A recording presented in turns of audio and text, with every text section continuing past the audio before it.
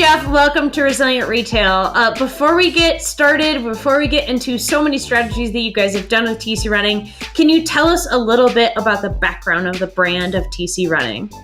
Thanks for having me, and I'm super pumped to be here. TC Running is an independent running store owned by a local family. They've got 2 doors, and they're started in 2007. So we're going on about 13 years. And yeah, I'm at the Eden Prairie location right now, but 2 locations and then our online that's come online, and it just keeps growing. Yeah. So you mentioned you have 2 storefronts. You guys have been doing really incredibly well in the retail space for a long time,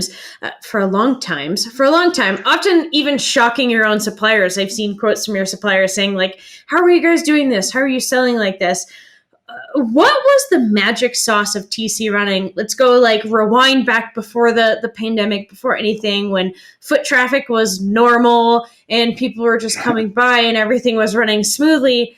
What was the magic sauce of TC Running that made it so popular in the community? Because you have 2 locations and you have really great sales and lots of different kinds of runners are coming into the store. What's the thing that made that happen? There's a lot of factors, but the biggest thing is the focus on customer experience. And I think so many of our retail experiences have become big box in our culture today. And TCRC has this cool, very yesteryear vibe. You walk in, it's very one-to-one. The first time somebody comes in, I think they're even a little bit like, whoa, what is this? But it's a very, it's a very community-based, customer-focused experience. And I think that has translated really well just over the years, even as digital has grown and big box and everything else has grown, TCRC just keeps growing and people crave that kind of experience, I think. Yeah. So my immediate thought goes to I remember being kind of like a preteen for the first time I went to a mall, and I went to Nordstrom's and I was like, oh, I'm going to go buy some UGG boots. And that experience of a store associate coming and making that experience feel so pressured and hey, you should try on these. Do you like these? Do you like them? Are you ready to buy them? How do you take that experience that seems almost like the traditional kind of shoe fitting experience and make it not so pressured and more of an actual experience? It seems like TC Running has this kind of magic way of doing it where you don't feel like as a customer that you're pressured because you've been able to build such a community. What's the difference between kind of that classic forceful store associate trying to get the sale, trying to make you buy the UGG boots versus what you guys do in store? What's that experience like for a customer? Yeah, well, there's 2 things I think that happen. One is the store owner, Adam, made the commitment several years ago to do away with a lot more of the part-time employees and to have truly full-time managers. So we've got, I'd have to count, I think maybe 10 full-time managers. They're full-time salary with benefits. Adam and Kurt and the crew are all in. And what that does is, one, it breeds familiarity with when people come in, they see the same people. The people they see on Facebook or Instagram are the same people in the store all the time. And so that's created this familiarity. But 2, we take a lot of time with the customers. And that means with running, especially, there's a lot of product, there's a lot of gear, and there can be just almost like anxiety when you walk in and look at a wall. We have a wall that stretches 50 some feet long, and for every shoe that's on the wall, there's 4 more colors in back that aren't on the wall. Yeah. So it's like you walk in and you're like, what do I need? and what the philosophy of TCRC, just what's baked into the experience is taking a lot of time with customers and letting them try on unlimited amount of shoes after putting them through a true fitting process. So watching how they walk, putting them on a treadmill, pointing out some things that a customer may not even know about their own feet or about how they wear their shoes, and trying to educate them on the process and help them along. I think, one, people then feel really invested in making the purchase. It's not coming from a place of pressure. And Yeah. two, you don't see as much of the people getting their phone out, like trying to check Amazon in the store, because they're having that like really one-on-one experience. And people, they'll pay for experience. They value that. Yeah, absolutely. And that's something where it's like, we talked to Jeff Staple earlier in the season, who's kind of a sneakerhead, and he talked about this time period where when Amazon first started coming out and Zappos started coming out, that there would be kids who'd walk in and would look at their shoes and then go immediately to their phone and start price shopping. And Yeah. like that was a trend right when e-commerce started booming. But I do think it's kind of shifting back to this experiential retail, which then it turns into a very interesting conversation when you talk, now we're shifting back to e-commerce because the pandemic happened and because experiential one-on-one retail can't always happen. And, we've really talked about your metrics and how things have gone. And before the pandemic, about 98% of TC running sales were happening in these one-to-one retail experiences, always shopping in store. There wasn't really an online presence. So what happened to the brand when the pandemic hit? And, even in every state in the United States and in Minnesota, things had to close completely for months, and your doors were closed. What was that like, trying to even begin to move online at that point? How did you begin to think about that? Well, we all started drinking a lot. That was the first thing. Yeah. You got some good breweries in Minneapolis yes, too, so you're good. Well, yeah, we were putting them to good use. So, there's a lot of tough decisions, and when you're a small business and you've got a customer base that really is based on foot traffic and people walking in the door every day, and those relationships, it really forces you to think, how are we going to revamp this? So in the early days, there were some tough conversations in the evenings after close on the phone. Are we gonna have to lay people off? What are we gonna do here? I feel so enormously happy and blessed that we had built our website on the Shopify platform. Like I knew someday we wanted to get online, but we didn't know that this was going to be a moment and a season that really forced us into that, and that we had already taken the first steps to kind of be prepped. So it was an enormous amount of work. I mean, you're talking about inventory in the millions to be able to get online in a very short amount of time. The team, the staff at TCRC is just like second to none. And we have a lot of long time employees, 10 plus year managers. So they know the product really well, and they know the store really well. And we were able to transition a lot of that product online quickly. But early on, there was a lot of anxiety. I bet. And especially just thinking about like shoe sales, March and April have to be some of the biggest months because it's kind of this transition period from, especially in Minnesota, it's basically winter to summer because, as we were talking about before we hit record, there are 2 seasons in Minnesota. And so it's got to be a big pivotal kind of 2 months for shoe sales. And you think about summer, and now people can run and they're investing in their new shoes. They can go hit the trails and the snow is melting and all of these things. And now your doors are closed in, beginning of March. I think it was like March 15th, March 16th or something like that. And then you're going into April. How did your customers respond to suddenly, like you mentioned, you had such a community focus and so many community members who would come back and again to the store, and all of a sudden you're closed. How did your customers kind of react to that shift in commerce and buying purchasing? Yeah, well, there was like 2 things that happened simultaneously. One, because of our kind of community, I guess our culture of community, we had a lot of customers that wanted to help and that wanted to support the shop, which was amazing and really cool to see. But then, you know that those sales are going elsewhere when they're not coming into your door. Yeah. That's happening. And so Yeah, we saw that. We saw immediately, we knew that people were probably trying to figure out where else to get their shoes, but we saw a lot Yeah. of support from people who wanted to do curbside pickup. Hey, can I buy the shoes over the phone and leave them on the curb and I'll pick, that kind of thing. And that was great to see such just a great response. But we knew that like, man, we got to act fast if this is gonna like Yeah. if we're gonna be able to make the ship float and keep things running. Yeah. And just talking about like going backwards almost a little bit in the conversation, you and I have both mentioned now you had this massive community marketing pull where there's all these people who have known TC running for years, who come consistently back and like back again and again for multiple seasons of shoes.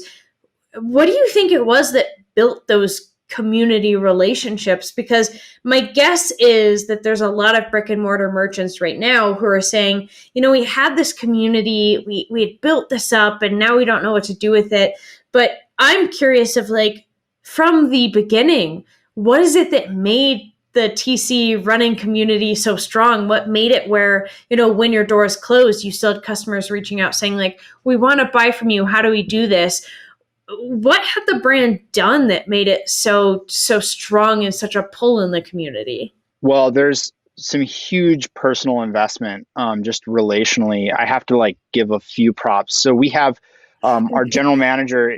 His name is Kurt Decker, and he's known within the running industry as the Godfather of trail. I mean, he's Wow, yeah. run all the big trail races, but he's one of Quite the the title there. yeah, I know. Well, it's Yeah. very very humble title, yes. Yeah. But Kurt is honestly just one of the nicest guys and the most approachable, whether you've never run a 5K or you finished a 100-mile ultra marathon. And his kind of ethos and personality just trickles down. And so there's been a Yeah. lot of investment on the community side. Another thing that TCRC is really well known for is I told you earlier we hire a lot of full-time managers. The other thing we hire is high schoolers. Mm. Adam, the owner, has started his first job in a running store like this in high school, and so he Oh, always yeah. wanted to hire high schoolers if he had his own store, and so that's a major like core brand value that the store has, and so we had a lot of families, a lot of young high schoolers, and in February, March, when you get track season starting, that's when we see all those folks coming to us. And so Mm. we have made those investments in those kind of communities, the trail running community, the like high school athletes, and that I think paid dividends then when it was getting hard and it was hard to just do business. People reached out because I think they really cared and they felt like we cared. Yeah. It's funny because I think right off the bat, you hear like, oh, we hire a lot of high school students to run our store. And that almost gives you this like sense of anxiety of like, oh, the youths, they're running the store, and the millennials, the Gen X are running, and they don't care about anything, and they're probably just going to be lazy in the store. But it's clearly not the case that you guys have been able to build a community within their peers because they work for the store. And clearly you've built a community within the staff of even like when they show up to work, even if they're high school students, it's not just showing up for like a shitty job flipping pizza. It's actually something they care about. From your perspective, what have you seen on the kind of staff training side that's made that such an impact? We're able to take young kids who, stereotypically aren't necessarily being so committed to their part-time jobs, but in this case really are and are bringing their peers into the store. What do you think is the kind of kicker there? What is the ticker with those staff employees that you're able to take a high school student who might not care about their part-time job to then end up being almost a brand ambassador for the store? Yeah, I think there's a few things that are going on. One, running stores, if you're a running store is cool. And especially Yeah. this boutique specialty retail, we're a Nike Gold account. So we get all the really hot shoes that are in, Nice. and so there is kind of a cool factor when you're young. But then we spend a lot of time with them, training them how to talk to people, how to sell, how to obviously how shoes work and how to fit people properly. And I think there's just a lot of good that comes out of having young kids around. It keeps the Yeah. culture loose. It keeps it fun, and it doesn't allow things to get stale. You can get Hmm. really set in your ways, but when you got kids coming around and they're doing their thing, it kind of mixes things up. And I mean, some of my favorite people that have worked at this store came through as high schoolers originally, and then we've had some that have come back later on and work full time. Um, Yeah. Lots of former All-Americans, Minnesota Gophers. We have several pro runners on staff. So also just people who are legit passionate about running, and it's Yeah. authentic. Yeah, and that seems to be like the biggest pull is that when you walk into the store, you're going to meet somebody who's as passionate, if not more passionate than you, and very authentic about it, which is seems to be the strength of a lot of retail. And now we have to talk about, okay, so TCR is kind of built on this one-on-one interaction and these retail in-store experiences. And like I kind of threw out the number earlier, 98% of sales are happening in person. Then all of a sudden your doors are completely closed and you cannot let customers in. And even though people are still coming and trying to buy from the store, it's got to be a pretty big shift for the brand. So how do you try and take, and this is, I know, where a lot of your expertise comes in, take that in-person experience and try to translate it online? What were the strategies you guys put in place when you got your online store up to make that kind of personalized experience keep happening? That's a great question, and it's the magic question. I mean, we're still working that out like today. Yeah. But there's a couple things we've done. One is we do our best to communicate with our customers, and so we've implemented some, whether they're email tools to try to track sales or say thank you or do special things in that way, where there's a little more communication than there used to be digitally. Yeah. And then we've launched a loyalty program, and that was something probably a year ago we probably would have been like, what? But it was a little bit forced on us. And now that we've done it, we're getting really excited because we're seeing some of the special things we can do for our loyal customers, people that care as much about the store as we do. And Mm-hmm. that starts with messaging. So we have an entire set of emails and communication that only goes to those people. And I feel like, I don't know, as somebody who gets emails, we all get tons of spam and just trash Yeah. every day. But we all know there's those few retailers that we love, that we like, and we're like, Yeah. ooh, I got something from them, I want to open it. And for Yeah. our run squad, which is our kind of our loyal base, those are those people. And the click through and the open rate on those emails is just like insanely high. And so I think loyalty plays into it for sure. Mm-hmm. If you're loyal to the store, we want to figure out ways to be loyal to you, and that's an extension of the in store for sure. Yeah. But there is other things we're figuring it out as we go here. Yeah, isn't everybody at this point? So tell me a little bit about the Run Club. You mentioned it, and I know just from my background research that it is a paid annual membership, which is, even for an e-commerce company, kind of a novel idea. I've been in the game of retention for a couple of years, and I've been touting subscription memberships as a really cool and kind of new idea. And for a brick and mortar retailer who didn't have online to then go online and immediately think, you know what, we're going to do a paid membership, it's a pretty legendary move from a brand.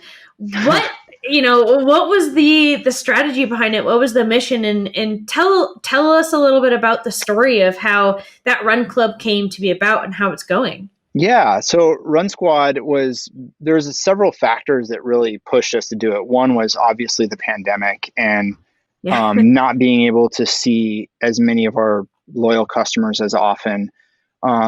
Two, we also had people who were extremely loyal online and were making a lot of purchases, but if they came in store, whether if they had a discount to a local run club or a health club or people we have partnerships with, we could give them a little discount. So we started getting questions like, hey, could I get my discount? Mm, I've been part of this, one of these partner brands with you guys. And we were trying to figure that out with our online store. Like, well, how do we check all these people and yeah. whatnot? So we started thinking about doing a loyalty program that would be something very big, a huge discount. Hmm. It would be there would be a wall, so you wouldn't be able to see pricing unless you had the discount. But once you did, like, it's the best deal in running. If you are a runner Mm. and you know what it's like to get a discount at like runningwarehouse.com, or one of those giant online dealers, we beat all of them. And so we've started to see people get excited outside of our own city and outside of our own state even now, because it is a good Wow. deal, Yeah. and we are able to control then the experience a little more and just make it a little more personal and a little more hands-on. Yeah. So how do you balance the kind of major discount? I think, and correct me if I'm wrong on this number, but I think from our previous conversations, it's you pay an annual fee, but you're also getting 20% off on every single purchase that you get. So if you have a family, if you have a growing child, if you have a kid who's running track, if you yourself are running any sort of thing, as a hiker myself, I know I need shoes every 6 months, and it's an expensive, consistent price you have to be ready for. 20% off is a pretty big discount when you start thinking about those kind of Yep. compounding purchases. How do you balance discounting kind of that hard with keeping the brand standard and also not losing your margins at all for people who are listening and saying, I can't discount all my products at 20%? How do you balance those kind of two arguing statements of Yeah, loyalty and retention is your biggest move, but also massive discounts aren't always the best brand move at the same time? sure. I think that's where having a membership, a loyalty program that does have a wall where what the public Mm-hmm. sees and what anybody that comes to your website sees is one thing, versus once you've paid the $30 a year, you get to go behind the curtain and you see different pricing. Like that right Mm, there, I think it helps wall off some of the erosion that discounting can have on your own brand. yeah. So that's important to mention, is that we don't have, red lines through prices everywhere on our website. We do, TCRC has a great brand, has a great standing in the running industry, and we don't want to slash and burn any of, the shoe brands we are partnered with. They don't want to see that either. So the loyalty is truly behind a wall. But then once you do opt into that, we've seen the rate of purchases that people make and the rate of loyalty just go way up. Um, because I Yeah. think if you are going to get that kind of discount, then why would you go to an online retailer or Amazon? It's Yeah. and and we feel like we really do need to give people a real deal. If they're going to give us membership dollars, we need to give them something that they feel like they're getting extremely good value for. Yeah. So that's what we've done. We've tried to offer a huge discount, and so far, people have been pretty pumped. Plus, it's allowed us to do other fun things. For Christmas, we're doing socks for everybody. They don't know that yet, so be quiet about it. Oh, But we're gonna I send love it. we just to send like special things that we don't think that online retailers would do. We want to do extra Yeah. pluses. So And you kind of yeah, have the cash flow now because you've had every member who's joined has given you $30 of their money, which is also set on a recurring basis. Even though it's a year from now, you can almost predict some sort of revenue. So that's got to help the cash flow and being able to do very special things for that group because they've paid for that access. They've paid for the kind of rewards. And something that you're touching on that I really want to make sure the listeners are hearing is that this running club that you guys have made that's a paid membership is not just about the discount. Yes, you get this recurring discount that happens on every purchase, but you're also getting access to a lot more than just the discount, like these special delight and surprise gifts and different ways that you engage with them. Can you talk a little bit about how you treat those customers differently than, say, someone who's not in that club, who's not paid the membership? yeah. Well, that those membership dollars that people pay. First of all, we do invest you get a care package right out of the gate with a pair of like Oh, customized nice. TCRC socks, a running shirt, decals, just kind of like a swag bag of goodies. We love that concept of that, of like, okay, how do we be independent retail and how do we be specialty retail in this new world of, and this Mm-hmm. new, for us, online is just, we're very, very green. And so we're trying to figure out how do we retain our, um, just our spirit and our personality and everything that makes Yeah. TCRC what we are. And that's the work we're doing this year. And COVID has presented like an amazing opportunity to do that work. Um, Yeah. we have a great excuse to do that work, and we should lean into it, and we should do it now. Now's the time. So it's I think in a lot of ways it's very exciting because it's forced us to do things that maybe we wouldn't have done otherwise, and Mm-hmm. we're better for it for sure. Yeah. I love that take on this because I think we've all heard the word like unprecedented times so many times where it's almost becoming just like exhausting to hear. Like, we know it's unprecedented. We know this has never happened before. And it just feels very dismal. And to hear this hope from you coming out of, there is a silver lining in that it's forced us to pivot in ways that maybe we could have done earlier, but we just didn't have quite the push. And now we have the push because we have to do it, because we have to stay alive. And to see a success story where you're able to transcend that kind of energy and experience that you have in store online is what I'm guessing most brick and mortar merchants are struggling with right now. Is how do I take what I've built for years and put it online when there's already so many other people that are out there, doing the e-commerce thing, who have been doing it for years before us. Yeah. So I just think it's really inspiring to hear from you that like you can still build that and you can still do these special things for your customers that you've been doing for all these years. And you actually almost have a leg up on some of these like digitally native brands, that you have these qualitative customer interactions and you can actually take that and put it into an online program.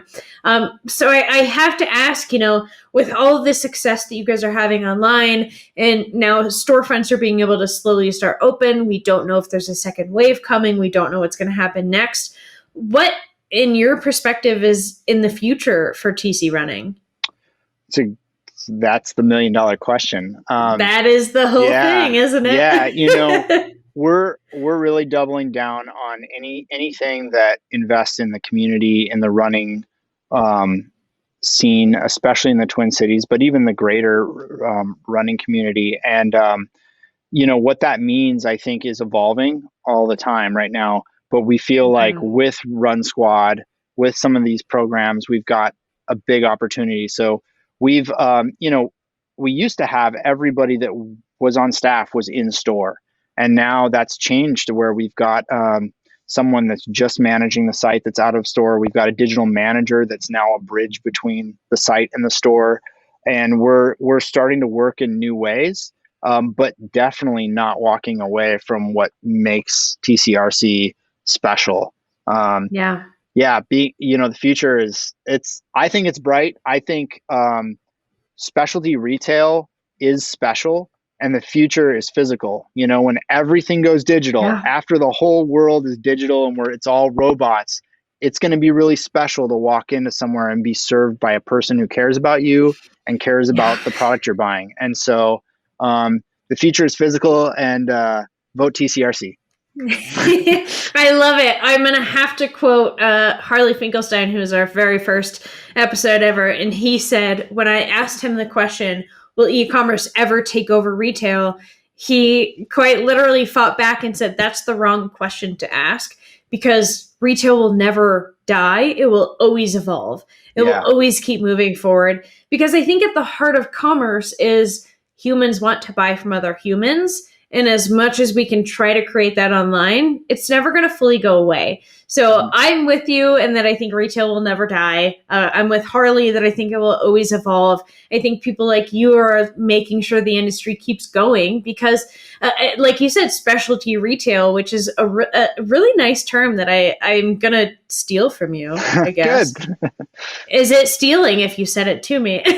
I'm going to keep using it. There you But go. this idea of, can you craft experiences that are almost irreplaceable anywhere else. You can't even fully replace it online. And people are always going to seek out those interactions. And so it's really exciting to see, especially in a city like Minneapolis, who's gone through so much this year between the pandemic and the social unrest issues and George Floyd and all this, to be able to see a community continue to support the retailers that are there is, I think, really inspiring. So before we go, I just want to ask you one more question, which is, to you, and you probably have a very special insight on this based on where you guys are. What does resilience mean to you, and what does resilience mean to TCRC?